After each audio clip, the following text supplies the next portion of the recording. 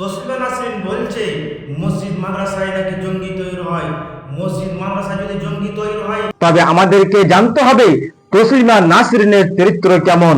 সে সম্পর্কে একটি ভিডিও নিয়ে হাজির হয়েছে আল্লামা দেলাওয়ার হোসেন সাইদি সাহেবের। অবশ্যই আপনারা সকলেই এই ভিডিওটি শুনুন।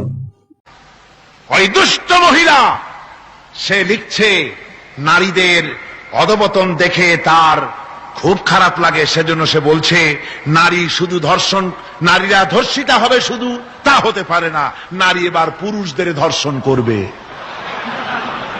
লিখেছে, আমি মুঠি বানিয়ে কথা বলছি না। পুরুষকে ধর্ষণ করবে, পুরুষকে কুড়ে কুড়ে খেতে হবে। পরে আমি খবর নিলাম যে পুরুষের উপরে এই মহিলা এত খেপা কেন। আমি খবর পেলাম 8টা-10টা স্বামীর থেকে সে বিদায় হয়েছে। আল্লাহর লানত! এই মেয়ে লোকটি লেখে আর পত্রিকাগুলি তা ছাপে। জঘন্য যে সব পত্রিকায় সব ওই লেখিকার লেখা ছাপা হয়, ওই পত্রিকা পড়া তো দূরের কথা, মুসলমানদের ওই পত্রিকা দিয়ে কুলুপ নেওয়া যায়। আপনাদের মতামত জানাবেন।